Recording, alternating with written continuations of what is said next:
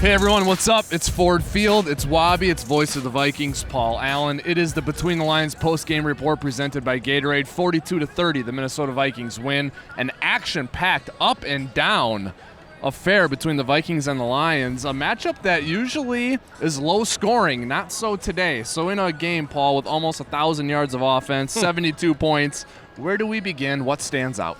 Well, if I were to identify a favorite thing, I really can't. There is a 1 and a 1A for me. Okay.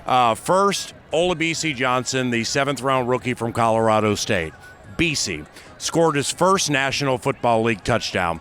Think about that. I mean, you're growing up playing football. You're at Colorado State. You know, you keep watching the draft, rounds 4, 5, 6. What's happening? 7th round, you get taken. And then now you're playing more in a game than you think you're going to play because Thielen has to leave. And you score your first National Football League touchdown. I feel so good for the classy and smart, scholarly BC Johnson. The 1A would be the wherewithal by offensive coordinator Kevin Stefanski late in the game, where the Vikings absolutely were going to run, right? 3 tight ends, 1 receiver, Stephon Diggs, a tailback. We're going to run, right? Chew clock. Make all the Lions use timeouts. Nope. Nah. Goes play action. Diggs, 65. We get into the winner's circle. It was a gutsy call.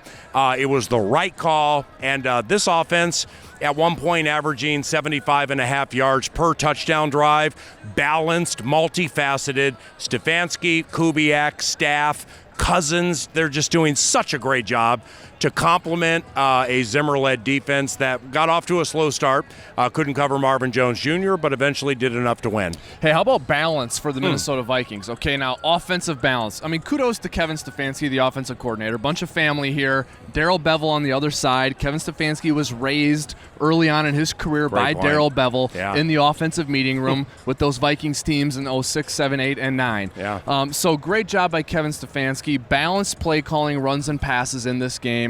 When we needed to run, we did. When we needed to pass, we did. But here's more balance for the Vikings, Paul. Yeah. We're a team which the backbone is our defense. But in a game where we needed 42 points to win, the offense came through. That is also balance. Well, no doubt. I mean, into the game, the Vikings were giving up 15.5 yards, 15.5 points per game, like 5th in the NFL. The Lions hadn't scored a touchdown against the Vikings since Thanksgiving of 2017. Clearly, with Bevell's leadership and the way Stafford is playing, that was different. Marvin Jones Jr., he was with Cincinnati when Zimmer was the defensive coordinator there. He was unstoppable in the first half. But the Vikings now, granted we're only 6 games into the season, but the Vikings now have an offense where the defense doesn't have to do absolutely everything to win games. Whether it's Cook running, C.J. Ham catching touchdowns, Duluth go crazy, BC getting into the end zone, Diggs on the long one late, Cousins 4 touchdown passes, 2 consecutive weeks, and the Minnesota Moving Company, Riley Reif, Pat Elflein, Garrett Bradbury, Josh Klein, Brian O'Neill, 0 sacks allowed, big-time running game. Great job. That's where I was going to go next. I mean, this is a Vikings offense, Paul. We had a 300-yard passer for the 3rd week in a row, by the way, and like 170 rushing yards before all those kneel downs. Yeah. Balance, and the offensive line much maligned the last couple of seasons. Zimmer has always said those guys are tough and they work hard. Yeah. Don't you love seeing a group that has been kicked while they've been down so much play like that? Well, what I like most about it is the patience game. You know, like in this spot with Between the Lines last week after they beat the Eagles, one of the first things I said was, you can go ahead and get off the tail of this quarterback. Yep. And here's why. Now, because it takes time. This is a new offense, and it's taken time, and Kirk clearly is responding well. With the offensive line, when Elflein moves to guard, Bradbury's drafted, he's at center, your right guard is new, and Josh Klein, that doesn't just go, boom, click like that. It takes time.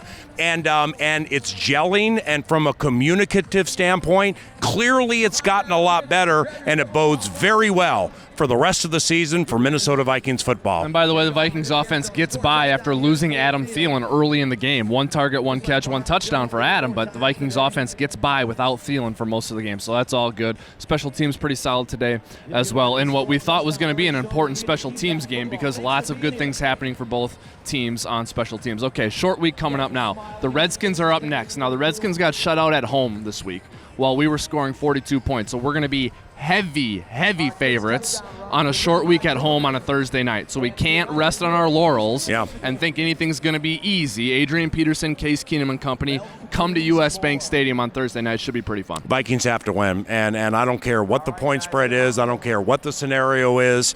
Negatives and naysayers can hit us via Twitter or 9 to noon at KFAN all week. Remember the Bills from last year? Yeah, we were there. We remember it. Yep. Okay, whatever. This is a different group, a different team, and a different vibe.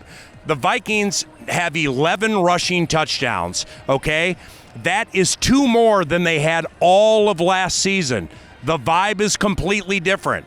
Beat Washington, get those extra days to chill, go to Kansas City, a 6-2 operation. That's how it has to be. Bravo, Minnesota Moving Company. The Vikings offensive line paves the way for 42 points and over 500 yards of offense. We love that, and we love winning, and we love victory high fives. Yes, we do. All right.